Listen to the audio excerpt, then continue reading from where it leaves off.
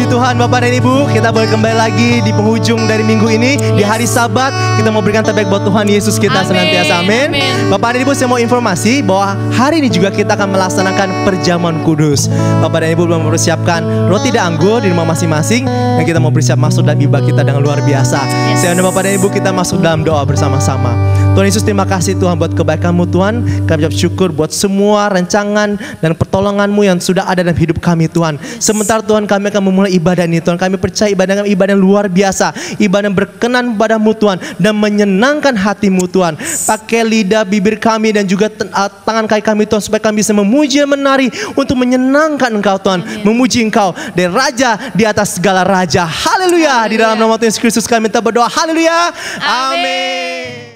Mari kita mau berlari, bergegas menuju gerbangnya Tuhan. Kita masuk dengan penuh ucapan syukur kita. Amin. Tepuk tangan kita, berikan yang terbaik buat Tuhan kita. Keluarkan suara kita. Yes.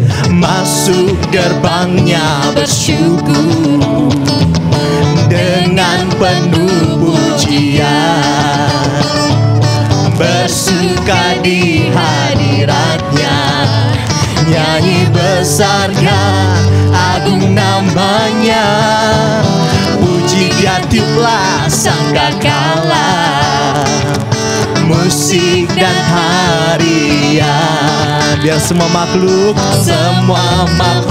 di bumi di surga dengan senang hati naikkan puji. Semua katakan, sebab Tuhan baik. Yes. Sebab Tuhan baik, sebab Tuhan baik, anugerahnya kekal selamanya. Sebab Tuhan baik, Tuhan Yesus kita sungguh baik. Sebab Tuhan baik, haleluya, Kau sungguh sangat baik Tuhan. Sebab Tuhan baik, anugerahnya kekal selamanya. Kita mau nyanyikan dari awal kembali. Tetap semangat dan bertepuk tangan buat Tuhan kita. Haleluya. Yang sudah selamat baik buat kita semua. Katakan, yes. Masuk gerbangnya bersyukur dengan hati dengan penuh puji-pujian, penuh pujian, bersuka di hadiratnya, nyanyi besarkan agung namanya, puji dia tiuplah sangkakala, musik dan tarian. Semua makhluk di bumi di surga dengan senang hati naikkan pujian. Sebab Tuhan baik. Mana jempolnya buat Tuhan kita? Sebab Tuhan baik. Dan angkat buat Tuhan kita. Sebab Tuhan baik, anugerahnya kekal selamanya.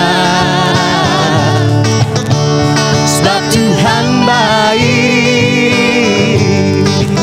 sebab Tuhan baik, sebab Tuhan baik, anugerahnya kekal selamanya. Mari angkat tangan kita mau angkat tangan buat terbaik buat Tuhan kita. Sebab Tuhan baik, sebab Tuhan baik,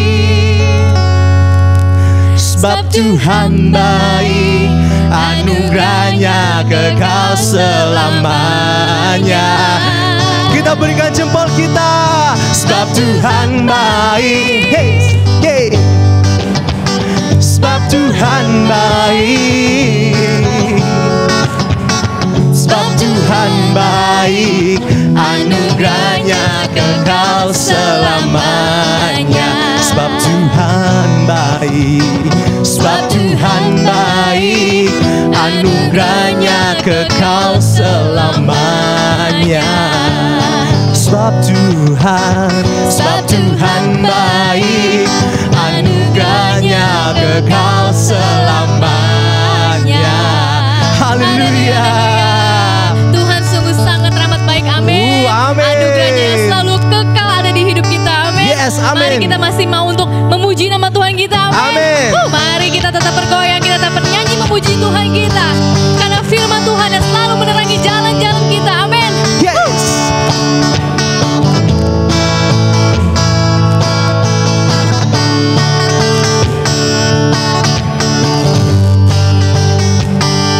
Mari kita bertepuk tangan.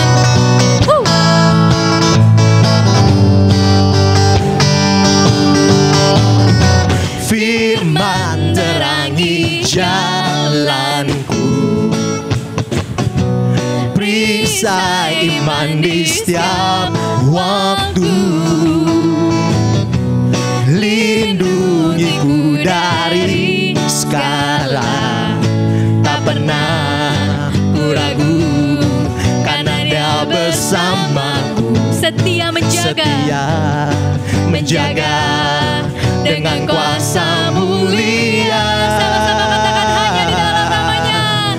Hanya di dalam namanya Yesus, Dia sumber pengharapan di sepanjang hidupku.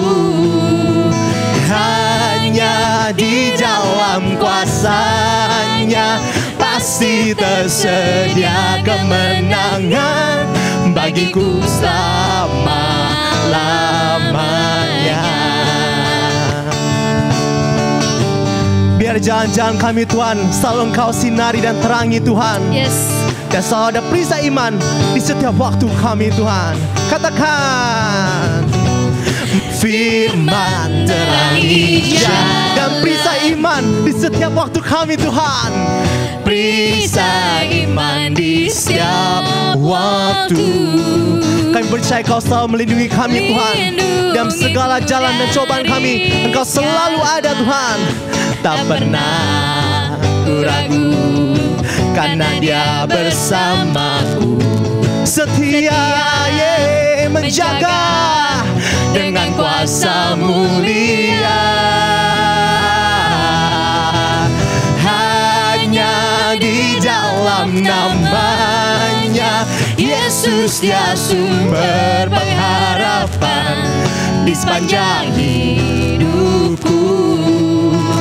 Hanya di dalam kuasa-Nya pasti tersedia kemenangan bagiku selama-lamanya.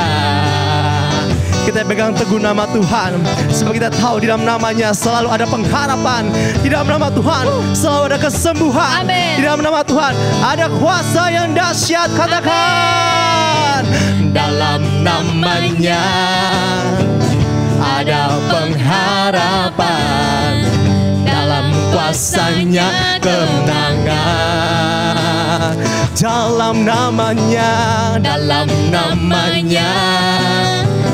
ada pengharapan, dalam kuasa-Nya kemenangan. Ya, katakan, hanya di dalam namanya Yesus, Dia sumber pengharapan di sepanjang hidupku. Hanya di dalam kuasa-Nya pasti tersedia kemenangan bagiku selama-lamanya. Katakan, dalam namanya ada pengharapan, dalam kuasa-Nya kemenangan. Dalam namanya ada pengharapan, dalam kuasa-Nya kemenangan. Yeah. Haleluya. Haleluya, haleluya. Mari kita masuk untuk berfokus pada Tuhan kita lebih lagi. Karena Dialah Tuhan yang sangat baik dalam hidup kita. Dia selalu memberikan anugerah, Dia selalu memberikan terbaik untuk anak-anaknya yang kita terima secara cuma-cuma di dunia ini. Bapa, Engkau sungguh sangat baik Tuhan. Mari saudara-saudari kita angkat satu pujian yang membuktikan kasih Tuhan, anugerah Tuhan selalu ada di hidup kita.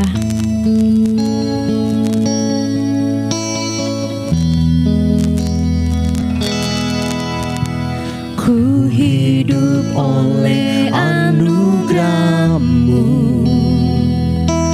yang terbaik ku terima dari-Mu. Rancangan-Mu indah bagiku, sebab ku hidup selalu di dalam-Mu.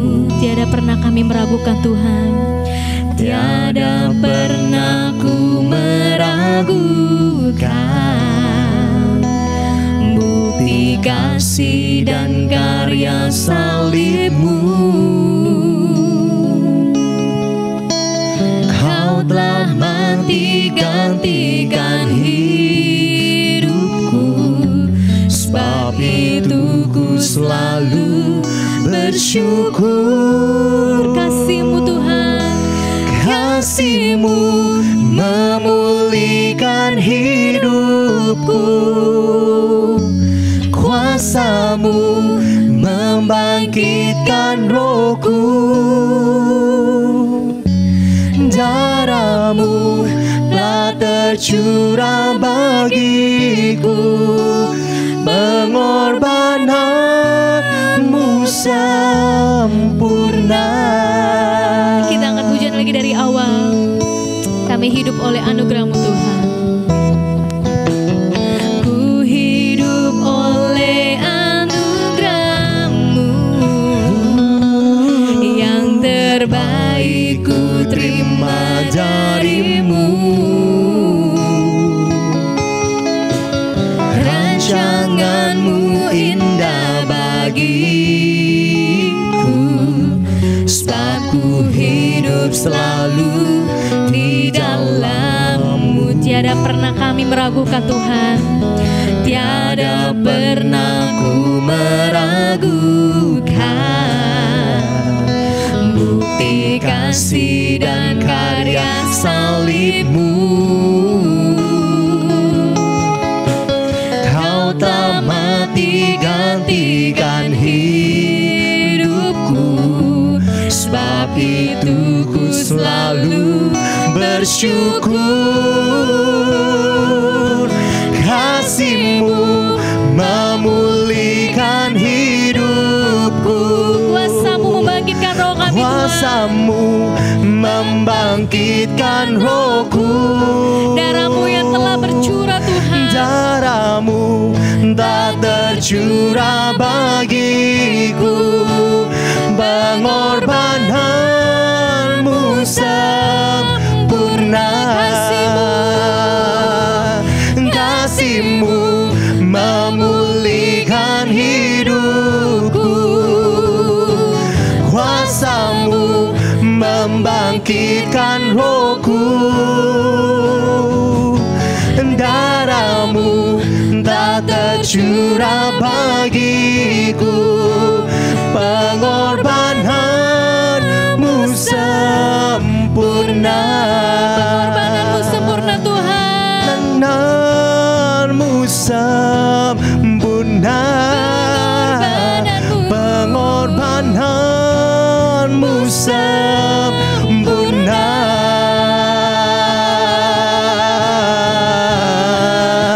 Mari kita menyenangkan hati Dia, kasih. Mari kita menyembah Dia, mari kita memuji Dia.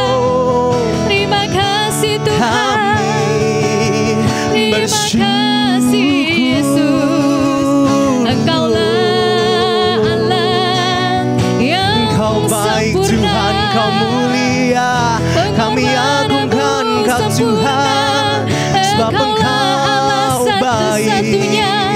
Terima kasih Yesus, terima kasih Tuhan. Agung nama-Mu Tuhan, pengorbanan-Mu ajaib. Kami bersyukur Tuhan, lebih lagi.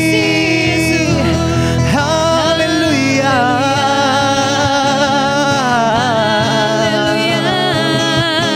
sungguh baik Kau Tuhan, sungguh mulia.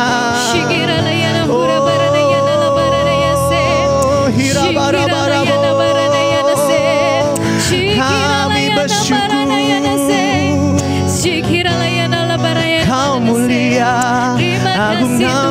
Tuhan.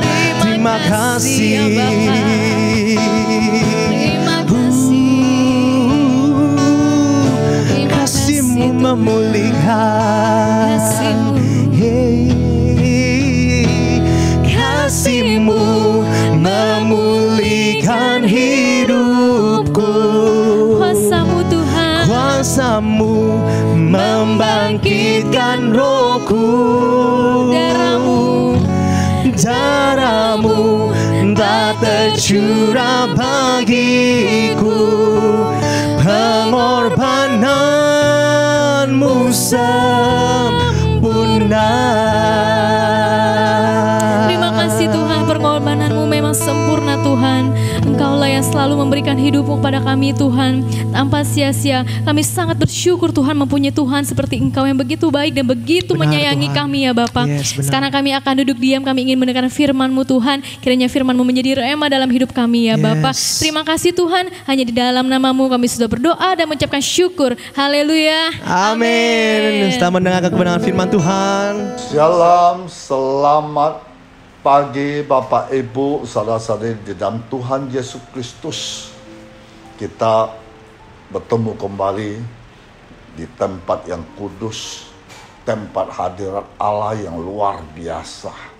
Hari ini kita bahagia karena kita sehat, kuat, diizinkan Allah bisa datang untuk menyembah, memuji Tuhan di tempat ini. Haleluya, amin. Kita masuk dalam doa. Ya Tuhan, terima kasih atas kebaikan-Mu, atas kemurahan hati-Mu, atas panggilan-Mu, sehingga kami semua bisa hadir dan bawa hati yang sukacita, hati yang damai untuk menyembah, memuji Engkau di tempat ini. Maka kami mendengar sabda-Mu, kami harus beri kesabaran, kami harus menyimak dengan baik-baik. Biar firman-Mu lah bisa mengubah hidup kami. Biar firman-Mu lah bisa sebagai pedoman hidup kami. Terima kasih Tuhan Yesus yang baik. Di dalam nama Tuhan Yesus. Haleluya. Amin. Oke Bapak Ibu, saudara-saudari dalam Tuhan Yesus Kristus. Saya ambil tema pada hari ini, pagi ini. Penderitaan yang berharga. Mengapa saya ambil tema demikian?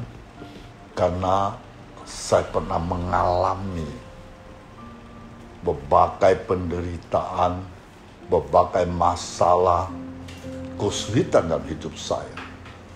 Sehingga bertubi-tubi menyerang pada diri saya. Seolah-olah tidak henti-hentinya. Ketika saya sadar, ketika saya mengerti bahwa firman Tuhan itu adalah ya dan amin. Dan kita tidak bisa mengubah firman Tuhan itu. Karena itu hukum Allah. Kita harus ikutin, turuti, taati, dan jalani apa yang Tuhan katakan. Maka kita bisa mengalahkan masalah, persoalan apapun kita hadapi. Ya, Tuhan selalu mengatakan kita jangan menyerah, jangan putus asa, jangan bersungut-sungut, jangan menyalahkan Tuhan. Pantang mundur, hadapi dengan bersandar pada Tuhan. Serahkan penuh masalah kita dalam Tuhan. Bila Tuhan sendiri yang beracara bertindak semua itu, maka kita bisa melewati masalah persoalan apapun. Maka tema hari ini saya ambil penderitaan yang berharga. Saya ambil dengan Alkitab atau firman Tuhan Roma pasal 5 ayat 3-9. Dan bukan hanya itu saja, kita malah bermegah juga dalam kesengsaraan kita. Karena kita tahu bahwa kesengsaraan itu menimbulkan ketekunan. Dan ketekunan itu menimbulkan tahan uji. Dan tahan uji menimbulkan pengharapan. Dan pengharapan tidak mengecewakan. Karena kasih Allah telah dicurahkan di dalam hati kita oleh Roh Kudus yang telah dikaruniakan kepada kita. Nah, Bapak Ibu, saudara-saudari yang Tuhan Yesus Kristus. Maksudnya, jika kita menghadapi sebuah pencobaan, kita perlu menganggapnya atau menyangkapinya dengan sikap berbeda, yaitu sukacita. Memang biasanya setiap orang yang mengalami cobaan seperti atau pasti dengan susah hati, sukar rasanya untuk bahagia atau sukacita. Tetapi justru ketika kita menghadapi dengan sukacita, hal ini merupakan satu kekuatan akan membuat kita kuat menghadapi cobaan tersebut. Menghadapi masalah dengan sukacita akan memberi kita energi, kekuatan khusus sehingga melihat masalah bukan lagi sebagai suatu ancaman, melainkan sebagai sebuah kesempatan untuk berkarya dan berbuat sesuatu. Tidak mudah menyerahkan merupakan salah satu tanda bahwa kita memiliki pengharapan. Salah satu kunci sukses orang-orang hebat di dunia ini adalah karena mereka bertahan dalam menghadapi kesulitan. Jika kita berhenti, maka perjuangan selama ini menjadi sia-sia. Oleh karena itu, teruslah bertahan dengan satu pengharapan bahwa Tuhan setia tidak meninggalkan, membiarkan, serta meyakini diri sendiri bahwa tidak lama lagi badai pencobaan pasti berlalu. Dengan mengerti hal ini membuat kita menang dan kuat dalam menghadapi pencobaan. Kenapa kita harus bersyukur dalam menghadapi pencobaan? Karena setiap pencobaan seperti sebuah ujian. Jika kita bisa menghadapinya, maka kita menjadi pemenang. Dan sebagai pemenang ada mahkota yang menanti. Nah, Bapak Ibu, saudara-saudara yang Tuhan Yesus Kristus, kita lihat emas batangan yang murni berkadar 99,99% harus melalui 7 kali proses sehingga menjadi batang yang murni. Nah, bagaimana proses pengolahan emas menjadi emas batangan? Nah, saat ini banyak masyarakat membeli emas batangan sebagai investasi tanpa tahu cara pengolahan emas. Salah satu alasannya ada harga emas yang stabil jarang mengalami penurunan. Sehingga investasi ini merupakan salah satu penanam modal menarik yang menjanjikan. Ternyata emas batangan juga diolah dari penghiasan bekas yang sudah tidak terpakai. Selain dari emas longsok yang sudah tidak terpakai, emas batangan juga diproduksi dari biji emas yang diperoleh dari tambang, masih tercampur dengan jenis logam lainnya, sehingga kadar emasnya tidak murni. Agar menjadi emas batangan murni berkadar 99,99%, maka dibutuhkan proses panjang. Nah, proses yang pertama untuk pengelola emas batangan, pertama harus menyiapkan bahan baku. Ada 2 jenis bahan baku yang bisa digunakan, biji kecil atau bongkahan emas dengan kadar kemurnian 90% dari hasil tambang merupakan bahan baku yang pertama. Bahan baku yang kedua berasal dari penghiasan-penghiasan yang sudah cacat, rusak karena patah atau tidak digunakan lagi, memiliki kadar kemurnian 37%. Nah, proses yang kedua, bongkahan emas yang dihasilkan dari tambang kalau dicuci menggunakan cairan kimia tertentu. Tujuannya untuk merunutkan jenis logam lain sehingga hanya tersisa konsentrat emas murninya saja dengan kadar mencapai 99,99%. Jadi pencucian emas dilakukan dengan 2 larutan kimia. Larutan kimia yang pertama berfungsi memisahkan logam utama dan besi tercampur pada bongkahan emas. Sedangkan larutan kimia yang kedua berfungsi memisahkan perak dan silver yang tercampur pada emas tersebut hingga akhirnya menghasilkan jenis bongkahan emas murni. Nah, proses ketiga, metode ini lakukan penghiasan emas longsor. Caranya, penghiasan emas longsor akan dipanaskan dan tempat khusus sampai batas temperaturnya 1400 derajat Celcius. Setelah meleleh, berbentuk cairan emas pekat, kemudian bisa dicetak menjadi bentuk emas batangan. Proses keempat, pada proses pengolahan emas di tahap ini, emas batangan itu berasal dari metode penjahit cairan yang dipanaskan kembali, dimasukkan ke dalam cairan klorin. Dan hasil metode pencairan kedua ini akan menghasilkan jenis emas bentuk seperti core flash atau selial jagung. Kadar emasnya mencapai 90%. Nah, proses kelima, emas berbentuk core flash tersebut kemudian dicuci menggunakan cairan yang bernama aqua regia.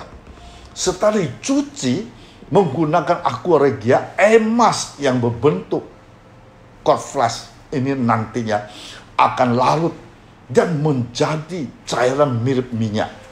Kemudian akan terus diproses sampai menjadi pasir emas. Nah, bentuk pasir emas ini merupakan jenis emas kadar yang paling murni. Nah, proses ke-6, cara pengolahan emas selanjutnya, emas berbentuk pasir tersebut akan dilelehkan dan dimasukkan ke dalam larutan kimia kembali. Setelah itu baru akan disaring sehingga akan menghasilkan biji emas murni. Biji emas murni ini merupakan hasil akhirnya dari proses permurnian. Nah, ketujuh, pada tahap terakhir ini, biji emas murni akan dilelehkan kembali, dicetak menjadi batangan kotak, tipis atau tebal, maupun jenis bentuk yang lainnya seperti koin. Misalnya jika dibentuk batangan, akan dibentuk dengan ukuran berat, mulai dari 1 gram hingga 5 kilogram. Nah, setelah itu emas batang pun siap dipasarkan. Jadi harus melalui proses pelemburan 7 kali Bapak Ibu menjadi emas batangan yang murni. Jadi mengapa Allah mengizinkan kita mengalami percobaan dan siksaan? Salah satu bagian terberat sebagai orang Kristen adalah kita dihaluskan menerima kenyataan. Kalau orang memilih sebagai murid Kristus, tidak berarti akan terbebas dari pencobaan dan siksaan. Mengapa Allah baik penuh kasih mengizinkan orang Kristen mengalami tragedi seperti kehilangan anak, sakit penyakit, situasi finansial yang sulit, kekhawatiran dan ketakutan dan lain-lainnya? Jika Allah mengasihi kita, bukankah Allah seharusnya menjaga kita dari semua itu?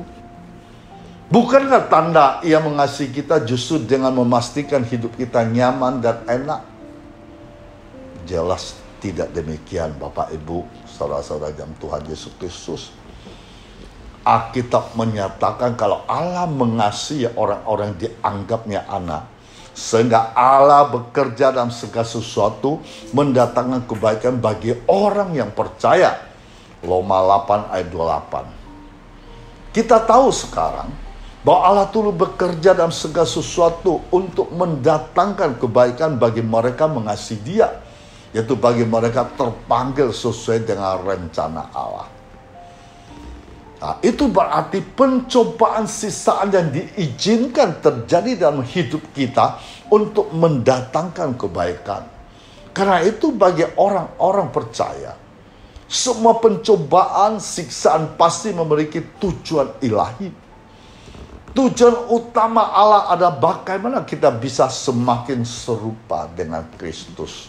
Nah, itu Roma 8 ayat 9. Sebab semua orang dipilihnya dari semua, mereka juga ditentukannya dari semua untuk menjadi serupa dengan gambaran anaknya, supaya ia, anaknya itu, menjadi yang sulung di antara banyak saudara. Nah, ini adalah tujuan utama bagi orang Kristen. Semua hal terjadi dalam hidup ini, termasuk pencobaan, siksaan, diizinkan terjadi supaya tujuan itu bisa tercapai. Ini adalah bagian dari proses pengudusan. Diasinkan untuk tujuan ilahi, bisa hidup dalam kemuliaannya. Nah, bagaimana penderita bisa ikut berperan dijelaskan melalui surat 1 Petrus pasal 1, 6 dan 7. Bergembiralah akan hal itu, sekalipun sekarang ini kamu seketika harus berduka cita oleh berbagai pencobaan. Maksud semuanya itu ialah membuktikan kemurnian imanmu yang jauh lebih tinggi nilainya daripada emas yang fana, yang diuji kemurniannya dengan api, sehingga kamu memperoleh pujian-pujian dan kemuliaan dan kehormatan pada hari Yesus Kristus menyatakan dirinya. Bapak Ibu saudara kasih Tuhan, iman yang sejati bisa diuji melalui pencobaan yang dialami seseorang, sehingga ia bisa yakin kalau imannya itu nyata akan selamanya bertahan. Pencobaan bisa membentuk karakter yang kudus, yang seperti tadi kita bacakan Roma 5 sampai ayat 3 sampai 5, ya. Nah, tetapi kita harus paham, Allah tetap bisa menggunakan penderitaan seperti itu membentuk, memurnikan kita untuk tujuannya, kebaikan kita sendiri. Nah, kita bisa baca Yakobus pasal 1 ayat 2 sampai 4, nanti lompat 12. Jadi pencobaan dan sisaan itu ada karena ada tujuan dan upahnya. Nah, ayat 2 mengatakan, saudara-saudaraku, anggaplah sebagai suatu kebahagiaan apabila kamu jatuh ke dalam berbagai pencobaan. Sebab kamu tahu bahwa ujian terhadap imanmu itu menghasilkan ketekunan. Dan biarkanlah ketekunan itu memperoleh buah yang matang, supaya kamu menjadi sempurna dan utuh dan tak kekurangan suatu apapun. Berbahagia orang bertahan dalam pencobaan, sebab apabila ia sudah tahan uji, ia akan menerima mahkota kehidupan dijanjikan Allah kepada barang siapa yang mengasihi dia. Nah, jika kita ditimpa kemalangan, usaha kita bangkrut, orang tua tidak menyesuaikan harapan, karir mandel, anak memberontak, pacar pergi meninggalkan kita, kesehatan menurun drastis. Jangan terburu-buru menyalahkan Tuhan atas kerepotan yang kita alami. Pada kenyataan banyak hal terburuk terjadi dalam hidup kita, bukan karena Tuhan tidak baik, melainkan karena kehilangan kita sendiri. Jadi resiko yang kita terima merupakan dampak kesalahan sendiri. Pantaskah kita menyalahkan Tuhan?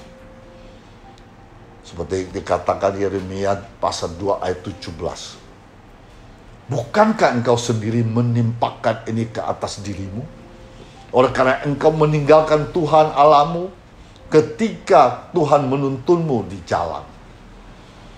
Menggantikan Tuhan tidak berarti segalanya beres. Apa jaminannya?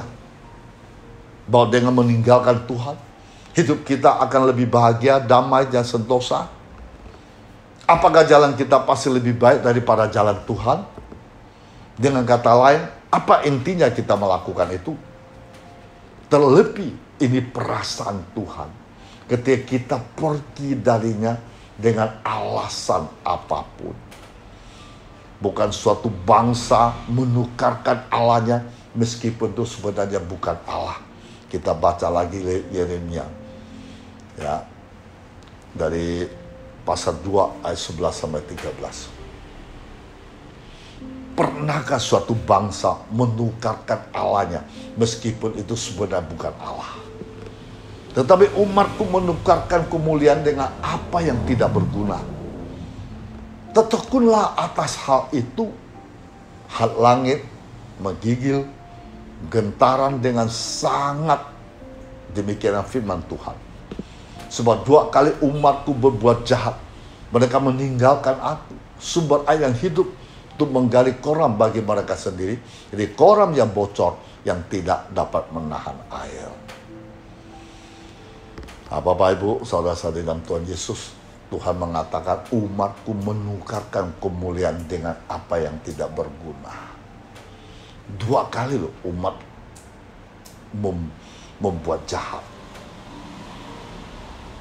Jadi Tuhan mau kita pada hari ini tetaplah setia karena Allah itu setia.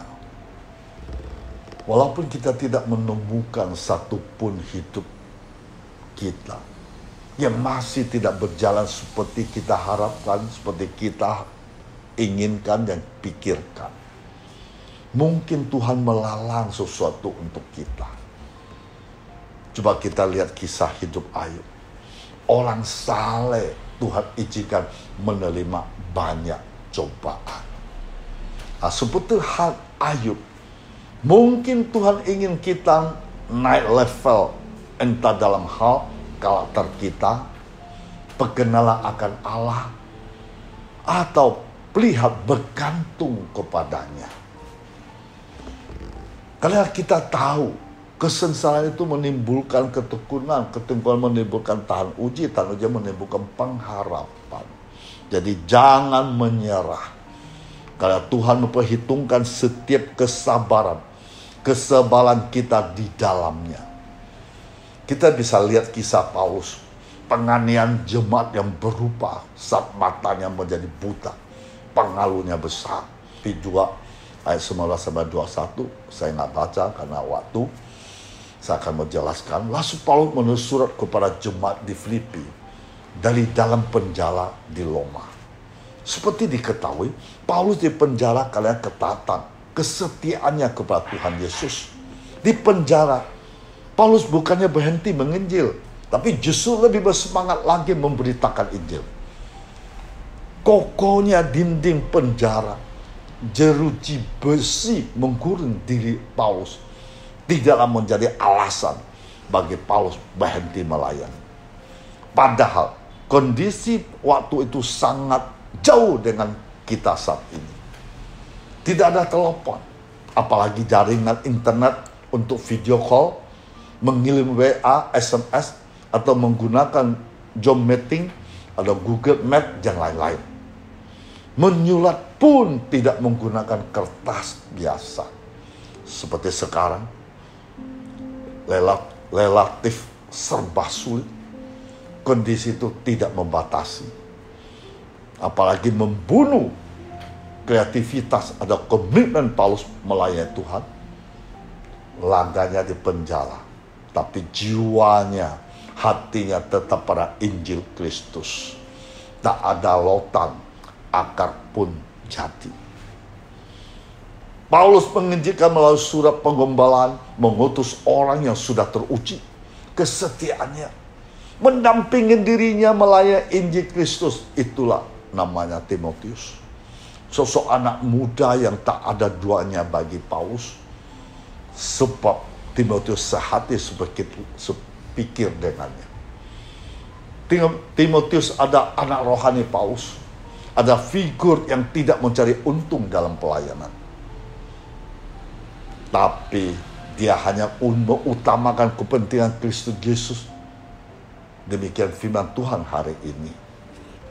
Sungguh suatu teladan yang diajarkan Paulus bagi kita umat Kristus di era serba modern ini. Bahasanya, penguratan hidup seberat apapun, takkan ada membatasi luang gerak pelayanan penginjilan kita kepada Kristus. Termasuk pandemi COVID-19. Bukanlah alasan bagi kita mengendorkan semangat melayani. Apalagi bagi kita sudah tersedia berbagai fasilitas komunikasi secara daring atau dalam jaringan, baik offline maupun online. Seperti Paulus, kita harus kreatif dalam melayani Tuhan. Jangan menyerah pada keadaan, paslah pada beban hidup yang menekan. Bahwa pelayanan membutuhkan tim yang kuat, yang solid. Tim itu harus beranggotakan orang-orang sehati sepikir, setia, taat, punya komitmen kuat dalam melayani Tuhan. Bukanlah tipe orang yang suka mencari untung bagi dirinya sendiri, atau memanfaatkan pelayanan penginjilan kepada Kristus untuk keuntungan pribadi, baik untuk kesenangan diri sendiri, maupun untuk keuntungan secara material atau non-material bersama dengan kelompok kepentingannya. Nah, kita sebagai keluarga atau umat Kristen di zaman now dipilih, diutus untuk melayani Tuhan dalam ketulusan hati, bukan dalam kebulusan atau apalagi kebusukan hati. Jauhilah perbuatan buruk itu dari kepribadian perilaku hidup hamba Kristus. Milikilah komitmen melayani yang kuat, kokoh dan tangguh, pantang menyerah. Tahan, ujilah sehati sepikiran dalam pelayanan. Utamakan Tuhan dalam segala hal. Arahkan langkah hidup kita, derap kaki kita, hendaklah hanya tertuju untuk memuliakan Tuhan, bukan diri sendiri. Jauhi keegoismemu atau kepentingan diri sendiri. Layani Tuhan dalam kebersamaan, kesatuan hati, jiwa, terarah dan tertuju pada Kristus. Jadikanlah Dia satu-satunya pusat hidup pelayan kita. Sehingga pelayan segala derap langkah kaki pelayan kita hanya untuk memuliakan nama Tuhan. Tuhan memberkati kita semua. Mari kita masuk dalam doa. Bapa Surgawi, Allah yang luar biasa, Allah agung dan mulia.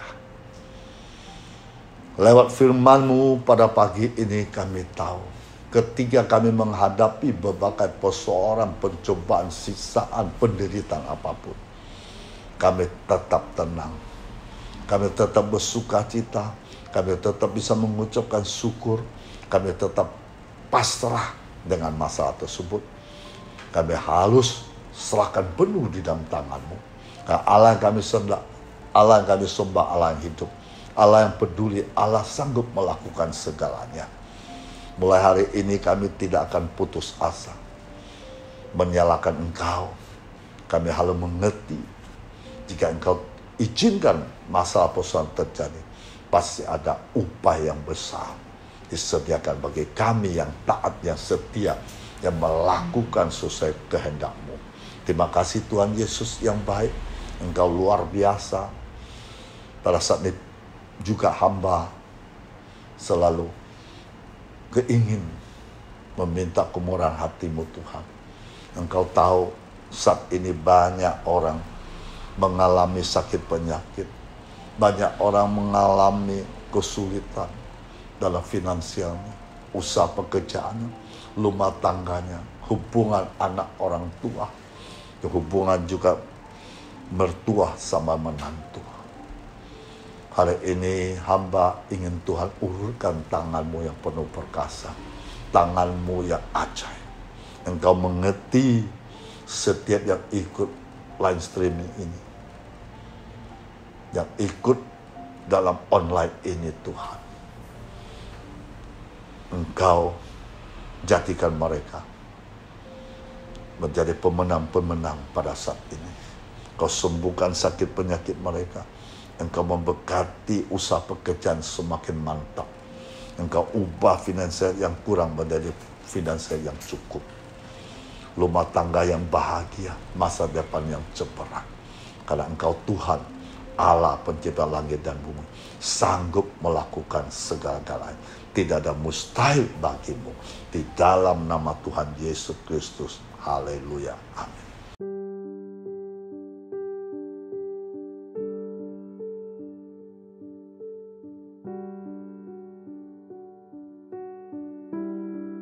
Oke, Bapak Ibu, saudara-saudari, selanjutnya minggu ini kita menghampiri perjamuan kudus.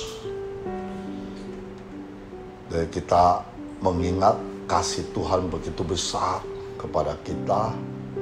Dia rela mati di atas kayu salib hanya menebus dosa-dosa kita. Jadi kita menghampiri perjamuan kudus, kita harus mengaku dosa kita di hadapannya. Mari kita masuk perjamuan kudus, kita ambil roti. Ini adalah melambangkan tubuh Kristus. Kita angkat di atas kepala kita. Perjamuan kudus adalah perjamuan kasih Allah kepada kita orang percaya, orang berdosa dalam hal Kristus telah mati untuk keselamatan kita. Roti yang anggur yang diberkati itu melambangkan tubuh darah Kristus yang telah dipersembahkan sebagai korban kerafiran untuk keselamatan kita. Roti dan anggur itu melambangkan daging dan darah Kristus menjadi roti hidup bagi dunia ini. Barang siapa makan daging dan minum darahnya, yaitu yang percaya padanya dan menjadi satu dengan dia, akan peroleh hidup yang kekal. Perjamuan kudus ada alat anugerah supaya kita bisa boleh bersekutu dengan Tuhan, tinggal di dalam Dia dan Dia di dalam kita, dan juga bersekutu satu sama lainnya. Perjamuan kudus ada alat anugerah supaya hidup Kristus bisa mengalir di dalam kita. Perjamuan kudus ada alat anugerah untuk memberi kesehatan Kristus kepada kita berdasarkan iman kita. Perjamuan kudus adalah perjamuan Tuhan untuk sidang jemaat yang dikasihinya, supaya jemaat selalu akan mengingat kasih Tuhan hidup senantiasa di dalam kasih-Nya. Perjamuan kudus adalah materai perjanjian Allah dengan umat manusia, supaya barang siapa percaya korban penebusan Kristus akan peroleh selamat yang kekal. Dari apa yang telah kuteruskan kepadamu telah aku terima dari Tuhan, yaitu bahwa Tuhan Yesus pada waktu malam ia diserahkan, dia mengambil roti, sesudah itu dia mengucapkan syukur atasnya. Ia memecah-mecahkannya dan berkata, ambillah, makanlah, inilah tubuhku diserahkan bagi kamu. Perbuatan ini menjadi peringatan akan aku. Mari kita makan bersama dalam nama Tuhan Yesus Kristus. Demikian juga kita langsung makan bersama-sama.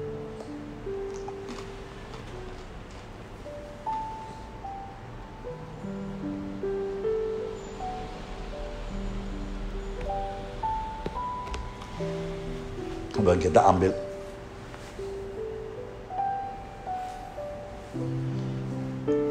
cawang, kita jangan angkat di atas kepala kita. Demikian juga ia mengambil cawang sesudah makan lalu berkata, cawang ini adalah perjanjian baru yang dimateraikan. Oleh darahku ditumpahkan bagi banyak orang untuk pengampunan dosa. Sebab setiap kamu makan roti ini, minum anggur ini, kamu memberitakan kematian Tuhan sampai ia datang. Perbuatan ini setiap kali kamu meminumnya menjadi peringatan aku. Mari kita minum dalam nama Tuhan Yesus Kristus.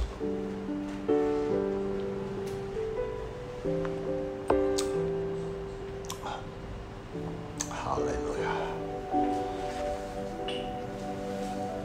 Mari kita menerima berkat dari Tuhan.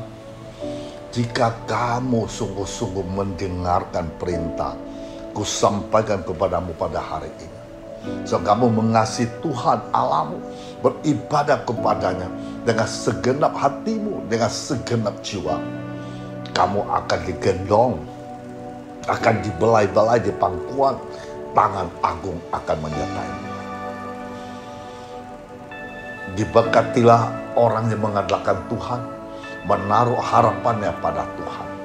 Dia akan seperti pohon ditanam di tepi air, merambat akar-akarnya ke tepi batang air, yang tidak mengalami datangnya panas terik, daunnya tetap hijau, yang tidak khawatir tahan kering, tahun kering, dan tidak berhenti menghasilkan buah.